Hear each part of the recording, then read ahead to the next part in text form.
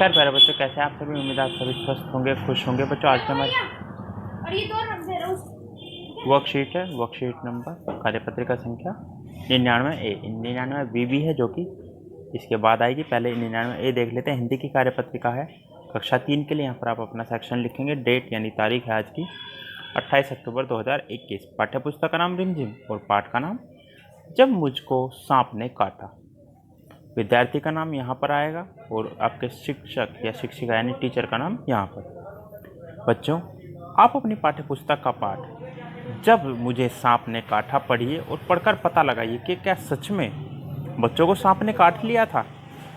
बच्चों आपने ध्यान दिया होगा कि पाठ में हर वाक्य के अंत में कुछ चिन्ह आए हैं, जैसे ये चिन्ह, ये 3 चिन्ह दिए गए हैं। एक पूर्ण विराम होता है, ये विस्मयादि बोधक होता है और ये क्वेश्चन मार्क यानी प्रश्नवाचक चिन्ह। इन्हें हम विराम चिन्ह कहते हैं। आइए अब इन पाठ से ली गई कुछ पंक्तियों को ध्यान से पढ़ते हैं।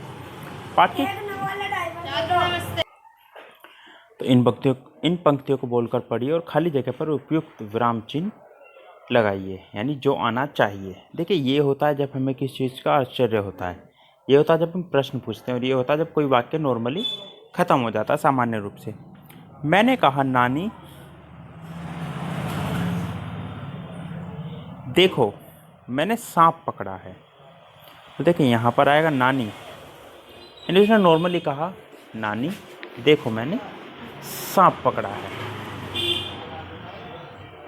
देखिए बच्चों, इसमें जो 3 थे ये तो हैं ही, बाकी और भी चीज़ें हैं, जैसे कोमा भी होता है। तो यहाँ पर नानी के बाद लगा हुआ है कोमा, जो ऐसा होता है कुछ देखने में।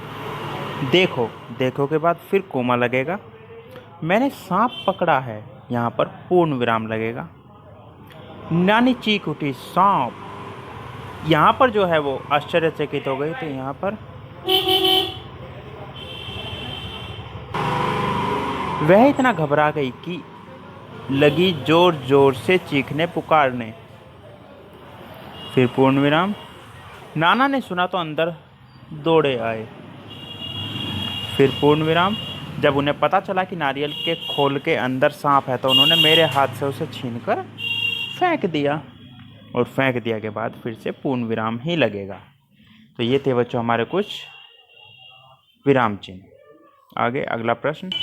तो ये है बच्चों अगला प्रश्न नंबर 2। पाठ में हमने देखा कि बच्चे को सांप के काटने पर डॉक्टर या वैद्य के पास नहीं, अभी तो झाड़ फूंक वाले आदमी के पास ले जाया जाता है। आपको क्या लगता है, हमें बीमार होने पर या चोट लगने पर कहाँ जाना चाहिए? नीचे दिए गए विकल्पों में सही विकल्प का गोला लगाइए। अध्यापक के पास, डॉक्टर के पास, ओझा के पास या मैकेनिक के पास। बच्चों जब सांप काटता है डॉक्टर के पास जाना चाहिए, तो डॉक्टर पर राइट का निशान लगाएंगे। तीसरा, नीचे दिए गए चित्रों को ध्यानपूर्वक देखिए व इन रेंगने वाले जीवों के नाम लिखिए। तो क्या क्या है बच्चों? देखिए, ये छिपकली है, ये कछुआ है, और ये क्या है? ये वैसे तो नॉर्मल कीड़ा है, लेकिन तो ये तीसरा होता है बच्चों प्यूपा। जब हम तितली का जीवन चक्र देखते हैं तो उसमें ये आता है। आगे अगला प्रश्न, अगला अंतिम यानी चौथा प्रश्न है। आइए बच्चों, सांप के दुश्मन यानी मोर का एक मुखौटा मास्क बनाते हैं। इसे बनाने के लिए आप एक मोटे कागज़ पर मोर के मुख की एक ड्राइंग बनाकर उसे कैंची से काट लीजिए। अब इसे सुंदर रंगों से सजा दीजिए। है ना आसान? देखिए, इस तरह से एक मोटी शीट पर, A4 शीट आती है, पेस्टल शीट, उस पर आप ये चित्र बनाइएगा, ठीक है। और चित्र बनाने के बाद फिर इसकी कटिंग कर दीजिएगा, इसके जहाँ जहाँ पर ये बन रहा है ना। यही तो मैं नॉर्मली कर रहा हूँ, आप कैंची से थोड़ा सावधानी से काटिएगा, कोशिश कीजिएगा। आप तीसरी क्लास के बच्चे हैं तो आप शायद कैंची ठीक से ना चला पाएँ, अपने मम्मी या पापा से कटवा लीजिएगा या बड़े भाई बहन से, ठीक है बच्चों। ध्यान रखना इस चीज़ का, हाथ ना कटवा लेना। अपनी सहायता के लिए साथ वाले बॉक्स में मोर के मुखौटे का चित्र दिया गया है, आप इसे भी रंगों से सजा सकते हैं। अभिभावकों के लिए सुझाव है, बच्चों से बातचीत कर बताइए कि रेंगने वाले जीव खतरनाक भी होते हैं, हमें उन्हें परेशान नहीं करना चाहिए, जैसे कि सांप, नहीं तो वे हमें हानि पहुंचा सकते हैं, जिससे हमारी जान को खतरा भी हो सकता है।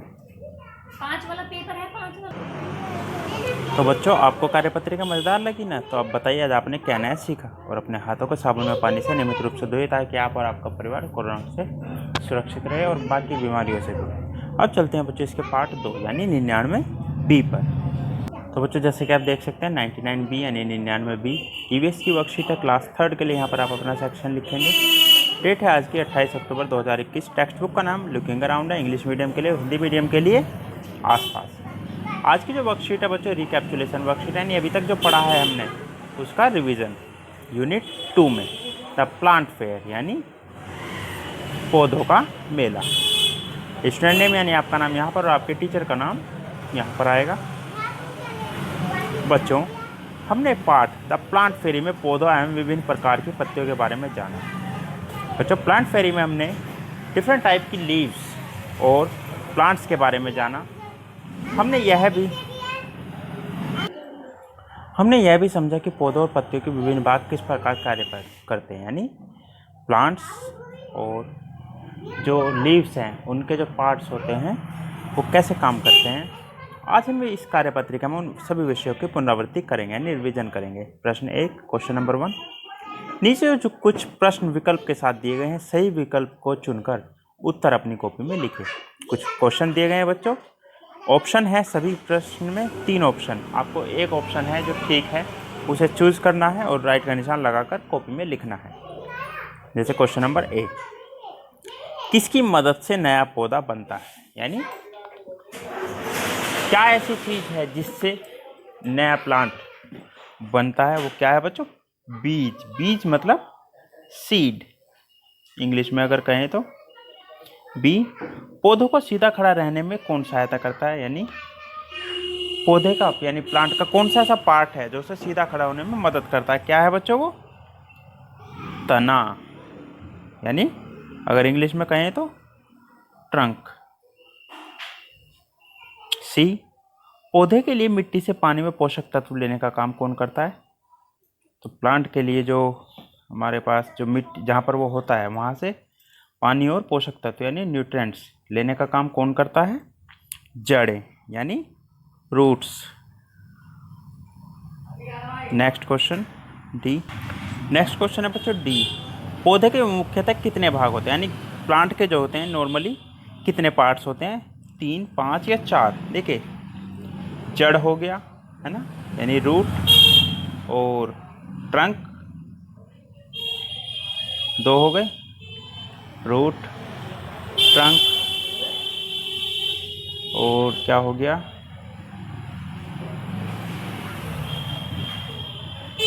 लीव्स, सीड, और क्या होगा बच्चों? फ्रूट, यानी उससे जो फल लगता है। तो नॉर्मली कितने आ गए हमारे पास? 5। तो 5 पर निशान लगा देंगे। फल किसकी रक्षा करते हैं? फल किसकी रक्षा करते हैं बच्चों? फल के अंदर क्या निकलता है हमेशा? हर फल में ज़्यादातर में बीज, यानी एवरी फ्रूट हैज़ सीड्स, जिसकी वो रक्षा करते हैं। किसकी? सीड्स की। क्वेश्चन नंबर 2 बच्चों, पौधों के विभिन्न भागों से संबंधित कुछ रिक्त स्थान नीचे दिए गए हैं, कुछ फिल इन द ब्लैंक्स है। हिंट बॉक्स यानी संकेत बॉक्स की सहायता से नीचे दिए गए रिक्त स्थानों को पूरा कीजिए, यानी फिल इन द ब्लैंक को। जो संकेत बॉक्स है, ठंड यानी कोल्ड, भोजन यानी फूड, पानी यानी वाटर, नसें मतलब वेन्स, और नुकीला मतलब शार्प। पत्ती का सिरा कैसा होता है? नुकीला यानी शार्प। तो यहाँ एक ए में आ जाएगा ये, और यहाँ पर हम लिख देते हैं इसे इंग्लिश में शार्प। पत्ती की धारियाँ पौधों से पत्ती तक क्या पहुँचाती हैं? पानी यानी वाटर। यहाँ पर बी आ जाएगा। पत्ती की विभिन्न धारियाँ क्या कहलाती हैं? नसें यानी वेन्स।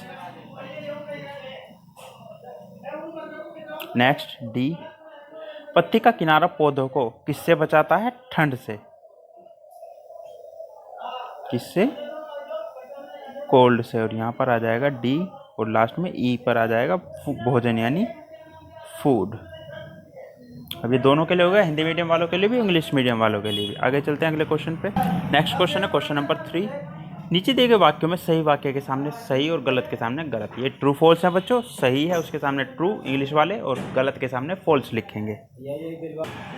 ए, सभी पत्तियों का आकार एक जैसा था, यानी every leaves same in size और शेप। नहीं, सभी पत्तियां अलग अलग होती है, तो यहाँ पर आएगा फॉल्स यानी असत्य। असत्य और इंग्लिश वालों के लिए फॉल्स। नेक्स्ट बी, तना पौधे के विभिन्न भागों तक पानी पहुंचाता है। विभिन्न भागों तक पानी कौन पहुंचाता है? तना ही पहुंचाएगा, तो यह आएगा सत्य, यानी ट्रू। पत्ती डंठल द्वारा तनों से जुड़ी होती है। जी हाँ, ये भी सत्य।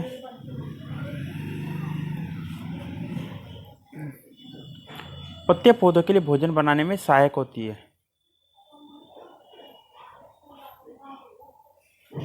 ट्रू। पत्ती का सिरा गोल भी होता है। हाँ, काफ़ी पत्तियों के सिरे गोल भी होते हैं, जरूरी नहीं है सभी का सिरा नुकीला ही हो। तो यहाँ पर भी ट्रू आएगा, यानी सत्य। अंत में अभिभावकों के लिए सुझाव है, बच्चों को ऐसे फलों से परिचित कराइए जिनके साथ पत्तियाँ जुड़ी होती हैं। ऐसे फल जिनके साथ पत्तियाँ जुड़ी होती हैं। ऐसे कौन कौन से फल होते हैं, कोई ध्यान होगा आपको बच्चों? देखिए, जैसे अगर आपने कभी मार्केट से लीची खरीदी हो तो पत्तियों के साथ आती है।